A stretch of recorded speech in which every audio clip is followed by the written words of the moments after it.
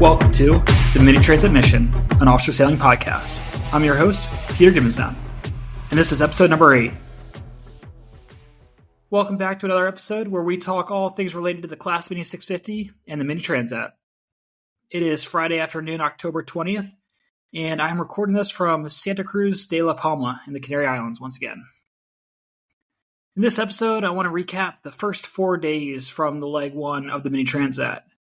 It's just me this time, and I will discuss the first 2 AAR blog posts.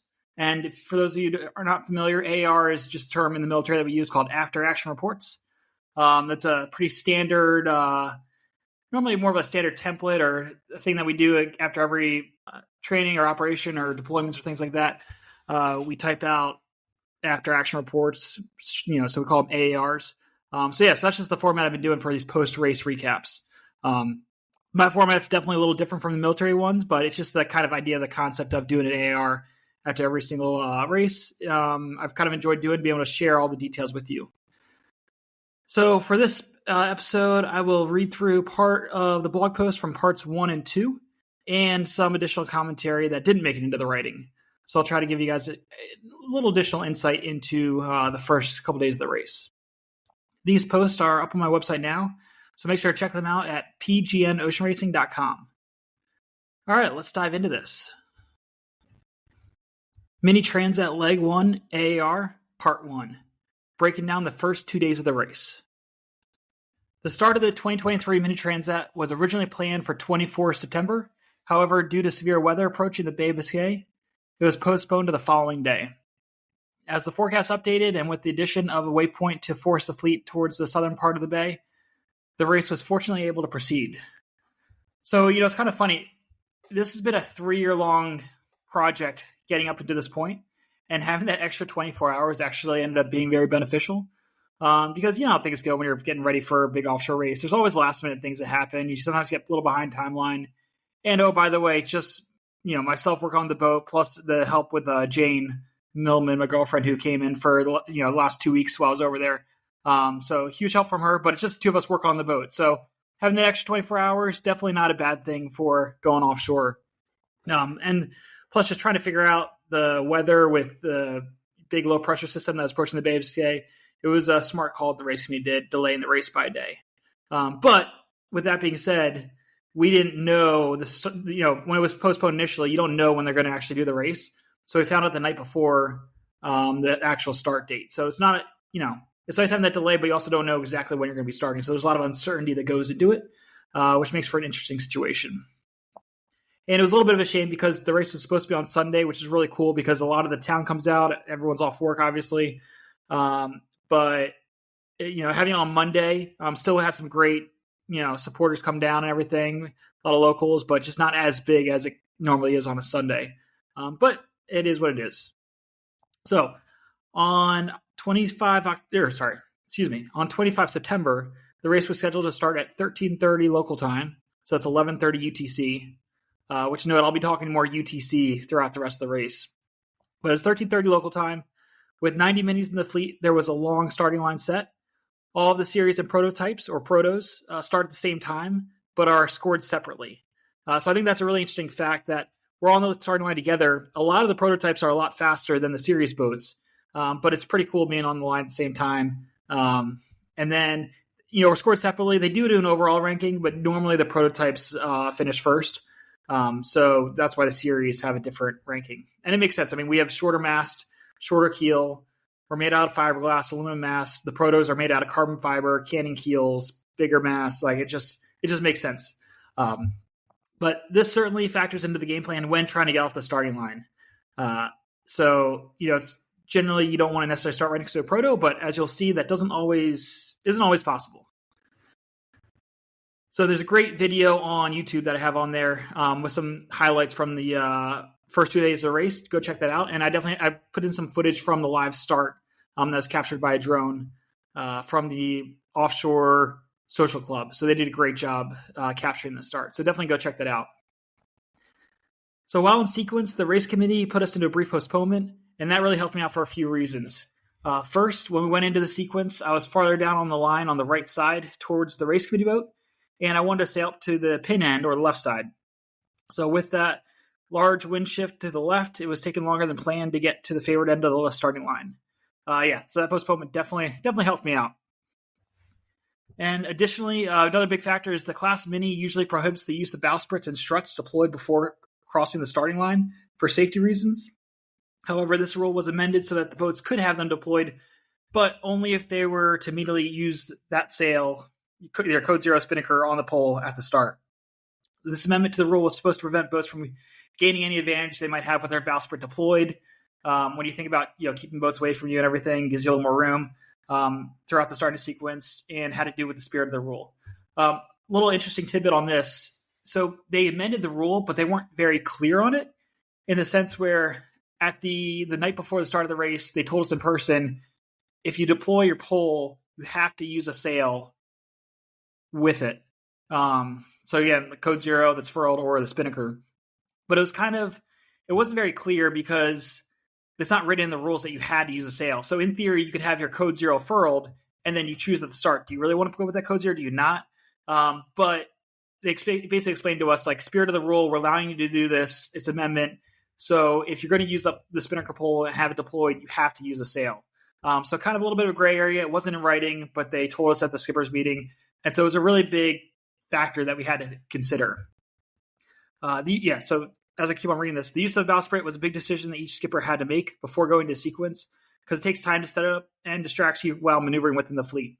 Trying to put the pole out when you have a minute or 2 minutes left to the start is too late at that point, because those last 1 or 2 minutes, you're trying to, drive around through the fleet next to boats. And so you really got to get it set up before the sequence starts. The starts are highly competitive, and the minis do get really close to each other throughout the starting sequence. Initially, I did not have the bowsprit deployed because it was borderline between upwind and a close reach start. But with the wind shift to the left and a brief 5-minute postponement, I was able to change my plan and ended up deploying the bowsprit with the Code Zero hoisted, but furled and ready to be used. And you can see terminal leave in one of the photos I have lining up for the start with the Code Zero still furled there. And I think in that picture, I was probably about maybe 8 to 10 boat lengths below the line, maybe like a minute to go. It's hard to tell where the line is in the time wise, but I was basically ready, coming up on port tack, maybe at like 3 or 4 knots, just kind of cruising up there, getting my spot with the Code Zero ready to go. So another thing too is the starting sequence in the mini fleet is slightly different than I've ever seen in any other inshore offshore races, and probably different for most of you that are listening to this. So there's a warning signal at 8 minutes, then a 4-minute preparatory signal, a 1-minute signal, which is just more of a whistle with prep down, and then the start signal. So 8, 4, 1, go. Most people are familiar with the 5, 4, 1, go, but the 8 is nice because it gives you a little more time to really make sure that you're aware of what's going on, you get your position, but it's also a pretty long time for a starting sequence too. So it's got its pros and cons, but it's one of those specific things I've only seen on the mini side of racing. With the starting line set for all 90 minis to cross, the wind was pretty far left, with the pin end left side favored. This meant that most of the boats would be starting on a port tack with their Code Zeros for a close reach off the line. This was challenging because just one starboard tack boat with the right-of-way really could mess up your plan. However, luckily the winds became so far left, anyone on starboard tack would likely not have been able to cross the starting line with that wind direction anyways. Halfway into the starting sequence, I set myself up below the line on starboard tack in the middle section and headed towards the pin end. At about 3 minutes, I tacked onto port below the pin side and started reaching towards the line. There were many boats above the ley line to the pin that had to wait for all the boats to fall off to get their spot. Fortunately, I was below that ley line to the pin so that I would not get forced out and was aiming for that pin third start. No need to win the pin for this, obviously. I mean, it's a long race. It's a 1,350-mile race, but it was nice being on that favored end. And I was really looking for clear air and good speed off the line. Really be able to set myself up for the next couple hours of the race was the goal. As the starting line gun fired, the fleet of 90 minis were off on this 1,350 nautical mile leg of the Mini Transat. Terminal Leave and I were just a few boat lengths below the line with the Code Zero deployed and going fast. This was a great way to start the race. In the video, you can see there was some serious line sag with the fleet being concerned about crossing the line too early. While I initially had clear air, I lost a few minutes later when the proto number 1081 to weather passed me. That boat ended up winning the leg. So the fastest proto out there was just to weather me. So not a great way to keep my air clear, but at the same time, I mean, he didn't give me the bad air for that long because he was able to just take off with that code zero on that close reach. And that boat is semi-foiling, so it's an interesting boat. It's got 2 sets of dagger boards on each side. So it has one set that are more the conventional straight dagger boards. Because it has a cannon keel, it has the dagger boards with it. But it's also got a set of curved ones too. So depending on the wind conditions and the wind angle, that boat can either have more conventional setup, or it can have more of the curved dagger boards that go in, and that helps it kind of do like a semi-foiling thing. And it's got a big scow bow, and that boat just takes off on a reach, especially in stronger winds.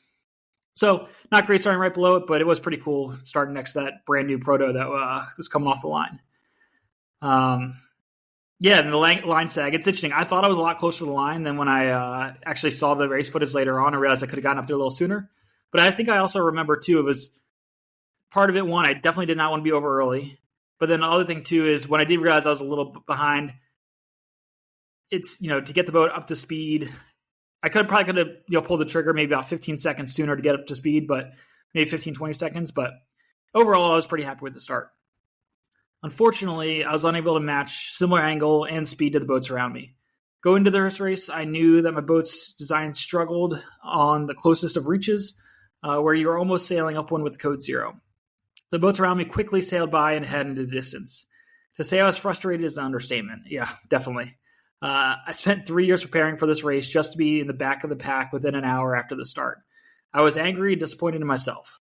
I was also, really bummed out because I know there were so many people, like you that are listening, that were probably watching me on the tracker being like, what the hell is going on out there? So it was really upsetting initially. The first, it was really upsetting being in the back of the fleet there. However, not all is lost. This is a perfect example of where I should have been able to sail my boat to its angles it needed to keep up speed compared to trying to match the angle with the other minis that have slightly different designs. Yeah, so a lot of these boats have different designs. Some boats are able to sail closer to the wind than others.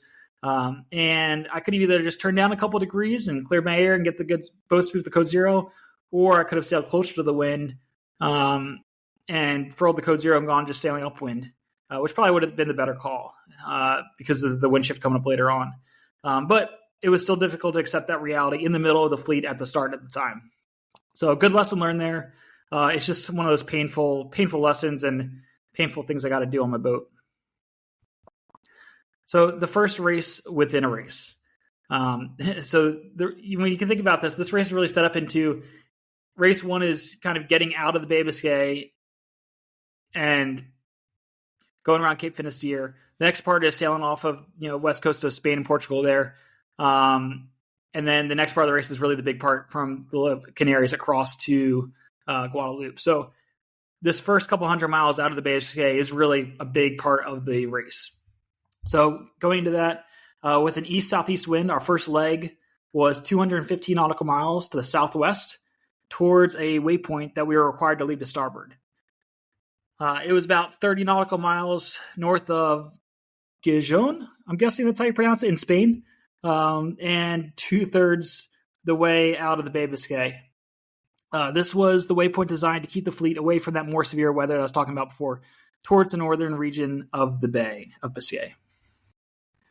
Over the next few hours, as the wind clocked right slightly, it turned into an upwind beat, still on port tack with about 6 to 8 knots of wind. So like I mentioned at that start, if I had just furled the code zero and gone close hauled right away, that really would have helped me out with that initial beat, since the wind did end up shifting. At dusk, the wind was once again shifting, and it became east-northeast and increased to 9 to 11 knots, which allowed me to hoist my largest spinnaker, the A2, and to have better speed towards that first waypoint. It's interesting to note that, I'm going to get into that here. With the wind shifting so much and different from the forecast models, my plan was to aim for the rum line or the shortest distance from the start. Throughout the night, I shifted back to reaching with code zero. So the forecast and the models, they really weren't lining up. We knew it was going to be light and variable, up and down, sometimes on the lighter side, sometimes, 8 to 10 knots was great, but the wind direction was just kind of all over the place and shifted a lot when we were out there. And I really wasn't sure what it was going to be looking at some of the models. So that's why sticking to the run line was my game plan going through this. All right, day 2, 26 September, still in the Bay Biscay. As the wind continued to shift, I began beating upwind in the early morning. I really enjoyed the first morning at sea. There is so much that goes into preparing for a race like this, and the day of departure is mixed with excitement, stress, and pressure. Yeah, a lot of that. However, once I get through the first night successfully, I know that the boat and myself can handle many more sunrises to come. So it is great confidence boost mixed with the feeling of accomplishment for getting out into the ocean in a solo race. Yeah, there's a lot. The feeling of accomplishment I can't capture enough here. It's just the amount of work that takes from the qualification process to preparing a boat, preparing yourself, getting to the starting line, passing all the security inspections and safety protocols, and just actually getting to the race course itself is sometimes harder than the race actually out on the water.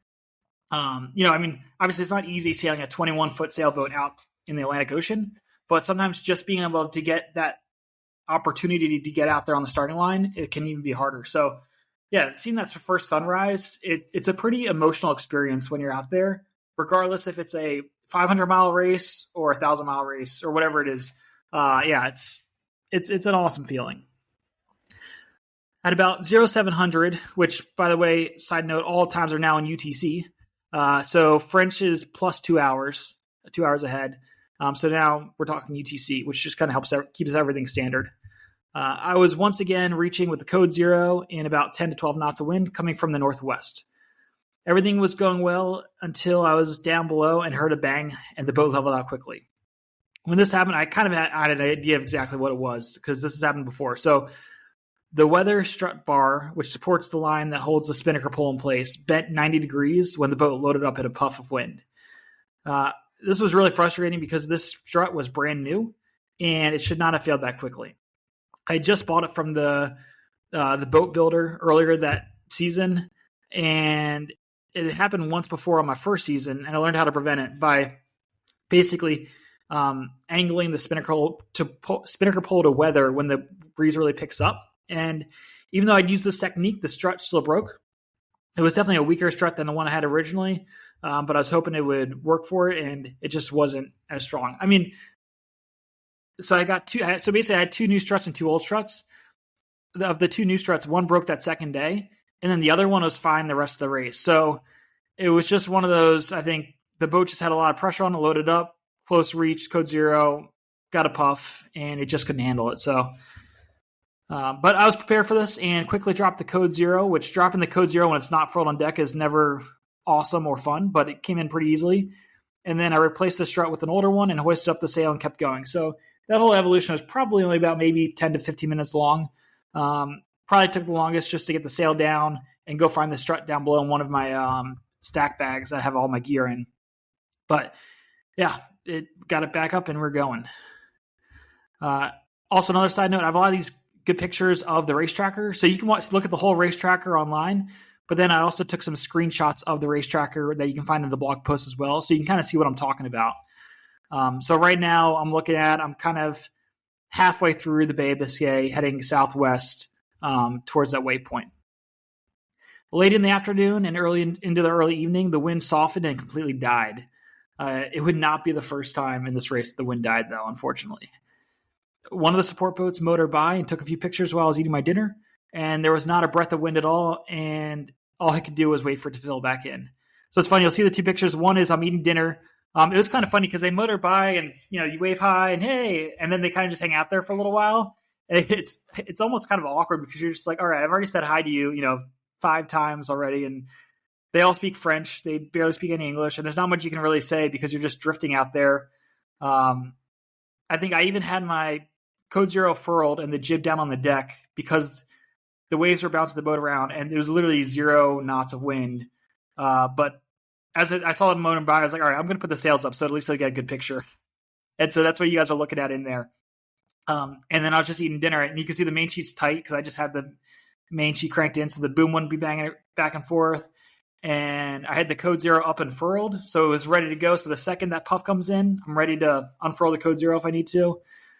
And then that second picture in there, you can see the waves. The waves were not that big out there. That was more of just a stylistic shot I think they took with the camera really close to the water, because all you can see is the sails. You can't see the boat at all, but it was a pretty cool shot. So thank you, Namiko, one of the support boats, for taking those 2 photos and sending them out. And if you follow the Mini Transat website, they actually post these online too. So the website and then also on the Facebook, so you can kind of see some of these updates when we're out there. Because even though we don't have satellite communications, the support boats do. So they'll upload some of them.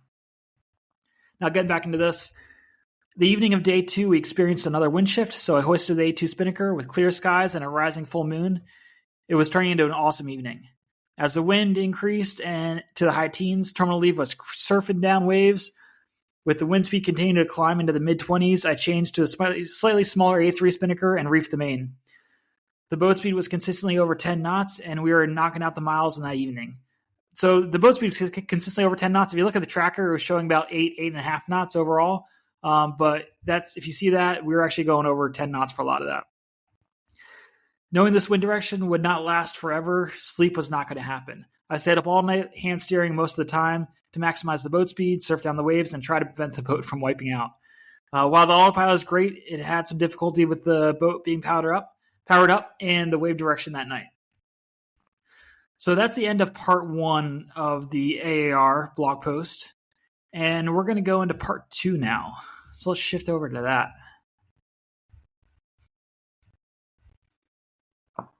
Days 3 to 4, the proving grounds.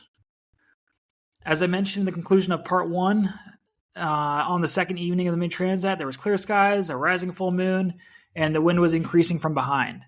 Awesome conditions for terminal leave to surf down wave after wave with the wind speed in the 20s and my smaller, slightly A3 spinnaker flying. We were knocking out the miles as the evening transitioned into day 3 of the race. Knowing this wind direction would not last forever, and my relative position in the fleet, sleep was not going to happen. I stayed up all night long, hand steering most of the time to maximize the boat speed, surf waves, and prevent the boat from wiping out. While the autopilot is great, I definitely had some difficulty with the boat being powered up so much in that wave direction. Furthermore, when I start wiping out or approaching, it's usually time to switch to a smaller sail at that point. So that A3 spinnaker was perfect. The A3 spinnaker is interesting. So it's more of a reaching spinnaker. It's definitely bigger and more fuller than I thought it would have been when I first got it. But here's the great thing about it. And it could actually fly it from the masthead spinnaker halyard as well. But the great thing is it's actually a reefing spinnaker. So the bottom section of it, the bottom maybe 10 or 15% of the sail actually can be reefed up and zippered before you hoist it. And if you've seen the jib, how that reefs, it's kind of a similar system with a zipper all the way across the bottom of the sail. And so when I do that, I can reef the A3 and then also fly it from the fractional halyard. So it's a little bit lower on the mast, it's a little bit smaller the sail. And so that's kind of like the next step up. If the A3 unreefed was too big, I could always switch to that smaller reefed A3. So just something to consider, but I would have to drop it, zipper it up, and then rehoist the sail. So that's kind of another option I have if the wind was to increase even higher. And it's also nice switching to the fractional halyard, just because that is a couple feet below the masthead, and the running backstays don't necessarily go all the way up to the top of the mast. So in some of that heavy breeze, it kind of gets a little scary seeing the tip of the mast move a little bit. So be able to go to the fractional halyard where that's right at the hounds for the running backstays. There's definitely a lot more support there as well as the winds picks up. All right, day 3, 27 September, Bay Biscay. Early this morning, maybe around 0300, the wind continued to shift, and I changed from the A3 spinnaker to the code 0. Blast reaching towards the waypoint off Spain's northern coast with about 8 other minis around. It was incredible. The boat loved the angle, and I felt like I was passing some of my competition. I was more tired, but not letting up just yet. Throughout the morning, the wind continued to shift right, and I eventually was sailing to a close haul course yet again. Hey, I gotta say, it's pretty awesome when you're sailing at night, when you have a bunch of minis around me. I think at the time, like I said, I had about 8 roughly, and all you can see is just their masthead light. And depending on what direction you are, if you're surfing down a wave or coming up a wave or something like that, the relative direction of a lot of these masthead lights can shift pretty significantly. So I think at the time I thought I was passing some people, but I think I was all kind of just staying in the same pack. But it's a really incredible thing to see and experience when you're out there. So yeah, that's definitely one of the highlights of the nighttime sailing in the mini fleet, is just kind of seeing the different masted lights, and also knowing that you know who a lot of those boats are. You can see them on AIS, so you can see what the boat name is, who the skipper is, based off the sheet that we have. And it's just it's good knowing that other people are going through that shared experience with you as well. So you're not alone out there when you're, hauling ass, surfing down waves, getting wet, getting sprayed with water, wiping out. You're not alone out there doing it. There's other boats feeling the same thing. So it's pretty cool. Now, during the final few miles to the waypoint, this was in the morning of day 3. The wind continued to shift, which forced me to tack twice. Between playing the local shifts and rounding as close as possible to the waypoint, which was a lat-long location and no physical mark, I feel I tacked at the right place as I gained leverage on the few boats around me. At 0906, I rounded the waypoint, sailing upwind at about 5.4 knots on starboard tack in 12 to 15 knots of wind. It was a beautiful morning at sea, though damp and partly cloudy, with lots of minis converging on this one area. Beating upwind, I was sailing faster and closer to the wind than the boats in my immediate vicinity. The minis on the horizon started to come into view as I reeled them in. This moment felt really good and helped give me the extra boost I needed at the time. Passing this waypoint felt liberating as well, because now we could literally sail anywhere we wanted in the Atlantic Ocean as long as we stayed out of the shipping lanes, which more on that soon with the TSS, or the traffic separation schemes. And as long as we made it to Santa Cruz de la Palma, we could really go anywhere we wanted out in the Atlantic Ocean. And yeah, like I said, it felt awesome sailing faster and closer to the wind. Some of the boats around me, it felt right. I mean, like my boat does pretty well upwind, and especially it was. I wouldn't say it was flat water. There's definitely a little bit of chop, which I think why I was going 5.4 knots. If it was flat water, I could go closer to 6 knots, but there was definitely some. It wasn't choppy waves, but it was. And it wasn't big rollers either. It was kind of a little mix in between that. So that was kind of slowing me down a little bit. But the boat was feeling really good at this point. And so I was happy with that. And I needed that. Now, as I passed the waypoint, 2 groups were forming around me. And this part's really important because this really drives the next couple of days of the race for me. The first group, mostly made up of boats about 5 to 10 miles ahead, tacked shortly after the waypoint to head offshore. I could hear some of them talking about on the VHF radio, and I could see some of their positions on AIS, which some of their positions were, I might have had their position right before the waypoint, and then I lost them, and then I heard them talking about tacking out, or some of the boats I physically saw on AIS were tacking out as well. And another important thing, I think I talked about in the last podcast, but the AIS, I can see minis up to about 10 to 12 miles out, sometimes farther, up to maybe 20 miles if it's perfectly flat calm. But normally around 10 to 12 miles, depending on how the conditions are, the sea state, the weather, and then also how strong their transmitter is as well. And then for the giant ships, the big ships, because I just changed out the wires and I have really good connection, I can get some of those big ships out to 30 miles now, which is very, very nice. So the second group, so that was the first group. They tacked after the mark, going farther offshore. So almost like a northwest direction. I'd say like northwest direction after the mark. The second group, made approximately 4 boats ahead of me, another 4 boats behind me, continued on starboard tack. I continued with this group initially, but kept that first group in mind because they were also ahead of us and clearly doing something right, or so I thought. Sometimes you think the boats ahead of you might be better at what they're doing or might have some additional information that maybe you don't have. And so if they're ahead of you, sometimes you think, okay, maybe they know what they're doing a little more than me at that moment. But keep in mind, I am not differentiating between the series or the protos in these counts because at this point, we're all generally kind of sailing at similar speeds in my vicinity where I'm at. The protos that are back there with us, they're not the fastest protos in the fleet. And for certain conditions like sailing upwind and 10, 12 knots of breeze, their canting keels really aren't helping too much. And with their older designs, they're not the scow bow boats. They're kind of more pointy bow. So we're all kind of similar, sailing at similar speed. So those numbers are both series and protos that I'm talking about in here. At about 11 o'clock, as I approached the boat ahead of me, a few factors influenced my decision on whether or not to tack. I'm still thinking about the 2 groups. Do I stay with this second group? Do I tack and kind of follow that first group? And over the past 15 minutes, the wind had started to steadily shift left, So I'm on starboard tack, shifting left. I'm starting to get headed, and I thought it might continue to do so for the next few hours. And I really don't love sailing on a headed tack for a few hours if that's going to happen. I started sailing into disturbed air coming from a Mini ahead of me as well. It was an older proto that I was reeling in over the past few hours, and I could see the Spanish coast ahead of me rising up. So I figured the boats ahead of me would also be tacking within the next hour or two. With the wind speed increasing, I wanted to tighten the rig a bit because it was slightly looser than what I wanted as we were in these conditions, and also knowing that we were going out to the farther out in the ocean. I really wanted to add some turns on the rig, and so I was able to add 2 turns on the leeward upper and lower shrouds. But then I needed a tack to tighten the other side that would be, that currently is loaded up right now.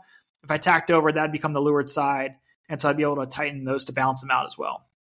And then that first group also had not been lost on me, so I decided to tack, split the difference between the 2 groups, and this allowed me to ride up that lift, tighten the rig, and manage the fleet in my vicinity. So within a few minutes after the tack, the wind continued to increase from 18 to 20 knots to the mid-20s, and as gusts started to reach 30 knots, I added another reef in the mainsail, so I had 2 reefs now, and I reefed the jib as well. So with the 2 reefs in the main and the reef in the jib, the boat can really handle pretty well going upwind and strong wind. So 30 knots wasn't actually too bad for the boat. The seas started growing, and that's really the hard part, is when the seas start getting bigger, or whether they're big or if it's just steep waves, that can definitely make it a little more challenging. But in terms of sailing in 25 knots of breeze with this boat in flat water, you throw a couple of reefs in, and it does awesome. It really likes it. Now, let's talk about some of this critical learning point from this part of the race. This tack was my greatest regret tactically of the entire 1,350-mile race, but it was a great lesson learned. So I listed out so many of the points of why I thought I should tack, but really failed to equally weigh the reasons why I should not have tacked. That first group of boats was not as large as I thought, and as I thought it was while racing at the time. Some of the chatter that I thought I heard from that group turned out to be boats that were actually just ahead of me, but I couldn't see their location on AIS. And I distinctly remember misinterpreting when one of the skippers was discussing his more offshore route with another competitor. And I didn't realize until after the race and I saw the tracker and that he was only a couple miles ahead of me. And it blew my mind because I'm like, oh my gosh, I thought he was going farther offshore. And nope, turned out he was right ahead of me. And I remember that was one of the factors that really led to going offshore or trying to balance the 2 different fleets, 2 different groups. And then with the shifting wind, I ended up riding the inside of the lift relative to that first group and passed them all within the first 2 hours when they ended up tacking back. However, I did not realize at the time that those were the same boats, because I think it was partly because I passed them. I thought those other boats were, I guess I didn't realize how much an advantage I had on those boats because of that shift. And so I was surprised that when they crossed my stern and I was ahead of them now, I gained a lot on those boats, and I should have just tacked back to go with them. But I thought there were still more boats farther offshore. I thought more of the fleet was farther offshore. And so I didn't tack at the time. This error in fleet management, it placed me as the farthest boat offshore relative to my part of the fleet. There's a few other boats that were similar to my latitude, you could say, of being farther north and offshore. But they were farther up in the fleet. But for where I was farthest one offshore in like the back third. And then with the wind continuing to shift left over the next few hours, I sailed the outside of the shift and lost miles of leverage compared to the boats that stayed closer to shore. And on the tracker, you can see the wind shifting around to the northwest tip of Spain. Also note, this wind depicted on the tracker is not always 100% accurate. I highly recommend when you're following the race, pull up something like Windy, look at the different models, see what the current weather is doing, and also look at, between the European model and the GFS and kind of see what's happening. Don't always take the tracker as 100% accurate. So I tacked with about 18 nautical miles from shore. That 1100 tack I did, I was about 18 nautical miles from shore, which actually the point that I saw looked much closer since it was rising really high out of the water. So it was basically like a little like mountain and point and everything.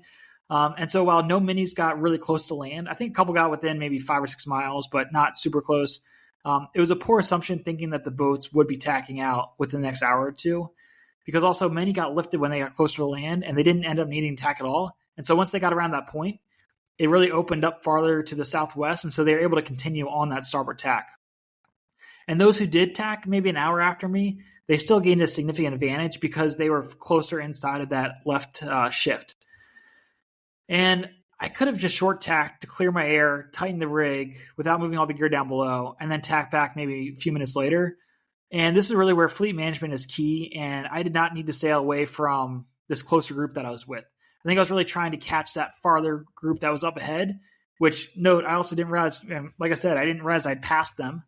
But this is a key moment of where sailing, unless you have a really solid game plan, you know something that most other boats don't know, sailing away from these groups does not make sense unless you really know that other group is there. So overall, it was a high-risk decision. I also think I didn't realize how high risk it was at the time, but now I'm seeing it was a high-risk decision that did not pay off. And I'm not afraid to take risks, but they definitely need to be continue to balance with the possible outcomes with the information I have at the time. So a little insight into this part of the race. It's funny, looking back, I initially do not remember anything from the rest of day 3 or that evening. In fact, when I started writing this part of the AAR, I started talking about a front passing through, and it happened later, thinking it happened later that day. But after looking at the tracker on my notes, I'm missing about 20 hours of memory, or at least I was before, of this section of the race. And I only realized it when I was making the video for that third day, and the timestamp on the GoPro video file was showing the following day. And so I was really confused. I'm like, wait a second. I specifically set the GoPro times to make sure they were in UTC so I would know when I took them. And so I was so confused when the dates were just not lining up. And so a big part of this is because my logbook got soaked and we were pounding upwind, and it made it difficult to accurately write everything down. And so I distinctly remember looking at it, not seeing one of the dates that was on there. And then also having a wet logbook and not writing everything down or trying to backdate some of the information. It's not a good reason or excuse. I'm not proud of it. But it was just a factor of, I remember going back and looking at the GPS being like, okay, this time I was here and things like that. But after dissecting the log, the tracker, talking with other skippers, I definitely think I have it all sorted out now. And yeah, it was kind of funny because I wrote down all this information that I didn't write day 4 on it. And because of that, I thought it was all part of the same day. All right. So now getting to day 4, 28 September, still Bay of Biscay. It's feeling like it's taking forever to get out of here. So as day 3 turned into day 4, that evening the wind softened and shifted between upwind to a close reach, and that night was damp. So as my memory starts coming back in, I remember that everything just felt wet above deck and also below deck. And my humidity reader down below was maxed out at 99%. There was times that the boat just stopped moving due to a lack of wind and choppy sea state coming from multiple directions. And at the time, it was really painful mentally not being in control of this boat, getting tossed all around. At this point, it feels like I'm leaving the Bay of Biscay and sailing around the northwest coast of Spain, but we still have a ways to go. An important factor is we have the option to sail on either side of the Cape Finisterre Traffic Separation Scheme, or TSS. Going around this TSS and farther offshore looked like a lot of extra distance and likely meant stronger winds with a front approaching. I decided to sail offshore a bit to manage both groups, like those groups I was talking about before, but always intended to sail inshore between the TSS and the coast.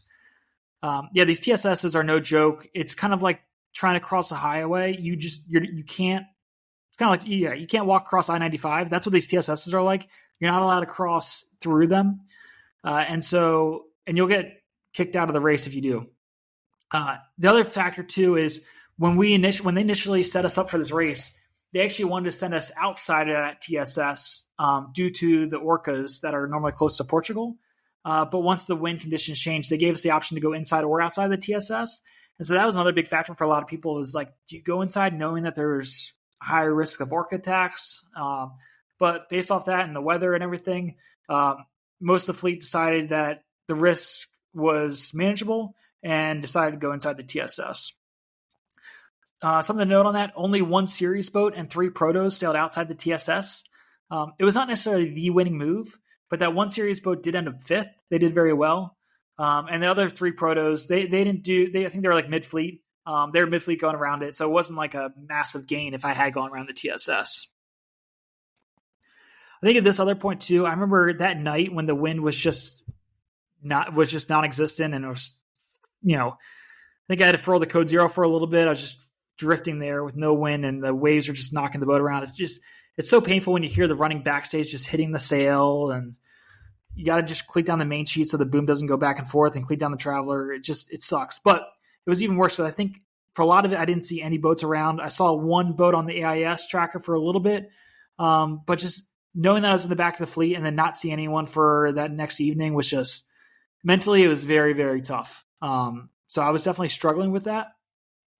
And I think it was a combination of struggling with it, but then also that pushes you to not want to sleep as much, to not take care of yourself as much, to try to get every little, tenth of knot of boat speed that you can. So I was using that to fuel myself to keep pushing the boat harder and harder, and it wasn't giving up. So as much as I complained about being in the back of the pack, I didn't use it to give me an excuse to slow down or to take a break. It was pushing me harder and harder throughout this entire race. Now, fast forward to 1300 on day 4. The winds are 30 to 35 knots and gusting to 40 plus with big waves. Big waves. As the front approached, I was beating up wind on port tack, still paralleling the coast and remaining farther offshore than most of the fleet. So we still haven't gotten to that TSS yet. We're still northwest coast of Spain, going that transition point from Bay of Biscay to Atlantic Ocean. And the tracker does not accurately display the winds during this part of the race. To say it was difficult is an understatement. I remember talking to Jane afterwards when she was looking at it. She was like, 25, 28 knots, that's not too bad. And then they heard about the one boat getting dismasted, and we're like, whoa, that must have been a lot more rough out there. And it's like, yeah, it was a lot more rough out there. So let's get into that. So as I'm traversing steep waves, the boat is wet and a mess. When I say that, go back and take a look at some videos I just posted. It was so wet there. It was a mess, and things were, it was just, when you go through some of these systems, sometimes everything just gets all over the place. Part of that was I had to get the code zero off the deck and down below, which brought down a lot of water with it. And I should have done this earlier, but I think I was overly hopeful for another wind shift. And between the sail and a few waves splashing into the cockpit, which normally it doesn't get wet, but sometimes you have a few parts of the wave might get into the boat a little bit, or at least some of the spray. And then my own wet foul weather gear. Every time I go down below when I'm wearing wet foul weather gear, everything just gets soaked down there. It's a 21-foot boat. There's not a lot of room. And so the boat was just soaking wet down below now. Now, the cloud situation that day was interesting to note and different from most other fronts I've sailed through in this area. So throughout the day, I experienced a range from partly cloudy to almost dark and overcast, and then to crystal clear skies where I could see the clouds all around the horizon. I just remember sailing out there being like, wow, this is an unbelievable moment right now. It was pretty wild sailing in steady 35 knots of wind with the bright sun shining for a few hours. I feel like it rarely happens in the Bay of Biscay like that. But not before long, though, I was back into the clouds once more as the afternoon sun set on. At 14:30, I kind of realized it was time to tack. So even though the wind direction was not great, I really didn't want to keep sailing away from everyone. I hadn't seen a boat in hours at that point on AIS. I was surprised there was a few fishing boats out there, which trying to fish in 35 knots gusting to 40 doesn't sound awesome, but I guess they were able to do it. So I started the process of tacking about 30 minutes before 1500 UTC, which 1500 is important because every day that's when we get our weather forecast briefing. I wanted to head back closer to shore, like I said, since I hadn't seen any minis in a few hours, and I did not want to keep sailing away from the fleet. Tacking these boats in strong winds and big seas is not easy or a decision to take lightly, though. Physically, it can be exhausting moving all the gear stacked down below. It takes time, it slows down the boat, and you always have the risk of breaking something on board, too. I've only broken a mast once, but that was also when we were tacking at night, and, long story there, but likely the D1 got loose and the mast broke basically right after we completed the tack. So it's things like that. When you tack a boat in heavy air, you always got to double check the rig, things like that, but something has the potential to go wrong. So not a reason to not tack, but it's just always something that's in the back of your mind. Something that's always in the back of my mind too. So after physically demanding 4 days of racing, the weather forecast was difficult to understand with multiple, four, I think, high pressure systems in the area of interest, all interacting with each other to create varying wind angle and velocities. With this forecast, I was not truly confident on where to go exactly. Other than I wanted to go between the TSS and the Spanish coastline, the rankings were also quite depressing to hear at the time too. They sounded a lot worse when I listened to the time. When I look at the tracker, I'm like, oh, it's not that bad. Like I could get, I'm not far from the fleet. It's amazing how much reassuring it is when you see it on the tracker, being like, oh, I could have gotten, if I'd done this one thing, I would have been right back in the pack or something like that. For context, the rankings are captured at 7 UTC and then broadcast at the end of the 1500 UTC weather briefing. So they're not right up to date. So these weather forecasts, it was before the front hit us. So I really wasn't sure how I'd managed the front compared to the rest of the fleet. The 2 previous nights, I had pushed the boat and myself hard, really trying to pass boats and gain any advantage possible. But despite the high and then also low speeds and quick sail changes, I was still in the back of the fleet. And that was tough on me emotionally, but I was nowhere close to giving up on racing and pushed ahead. Now in here I have on the blog post at this point, I have a good video linked in there. So I have a couple different videos posted from this day 4. On YouTube, there's a good 8-minute video where you really see a lot of me kind of breaking everything down, talking through a lot of stuff. So if you got some time, look at that. If not, I have the shorter couple-minute video on YouTube, on Instagram and Facebook. And then on the reels on those, I also posted more of the 50-second one too. So if you don't have any time, look at the reel. But if you got more time, definitely check out the longer videos and the one on YouTube. Now, as the evening came, As the evening came, the front continued to pass through, and the wind slowly decreased from the 30s to 20s. And when the wind dropped to 15 to 18 knots, it felt pleasant for the first time in a while. Which, if you know, beating up wind in 15 to 18 knots normally is not fun. It felt so relaxing at this point. Unfortunately, with the front passing through, that also meant so too was the wind. Later that evening and into the morning, the wind speed ranged from 0 to 3 knots. The waves were still rolling through, and the masts and sails were constantly getting thrown from side to side, causing the boat to lose any power and speed. Everything on deck and below deck was damp. There was a slight chill in the air, and I wore my Switlik deck suit, which is a dry suit, for about the next 12 hours, which was awesome and kept me warm throughout the entire night. So with that, I have an awesome set of Gilfowl weather gear that I wear for most of the racing. But if anyone that ever knows, even with the best foul weather gear out there, sometimes you just get soaked in it, especially if you're going through some big seas and things like that. And then with the humidity, nothing dries out. And so sometimes it's really nice to just pull a dry suit out of a watertight bag and just switch that out. And yeah, the dry suit I have is awesome. So thank you, Switlik, for that. And it's funny, I've worn this dry suit now 3 out of the past 3 times when I'm rounding this northwest part of Spain and Cape Finisterre area. Where the Atlantic Ocean meets the Bay of Biscay. And this area is pretty extreme. So having that dry suit really, really helps. And even though the wind was light, I had to be prepared for it to quickly jump back to 30 knots again, because you just never know here. The possibility is always there. And the worst thing is to get through a front like that, or any kind of heavy weather, and then to let your guard down when you're wet, cold, tired. The last thing you want to do is not be prepared for another system to come in quickly. So that's why I threw on that deck suit and lived in it for the next couple hours, next 12 hours plus, because I wanted to be ready for whatever Cape Finisterre had to throw at me. Now, this part of the race was a real test for all the skippers, myself included.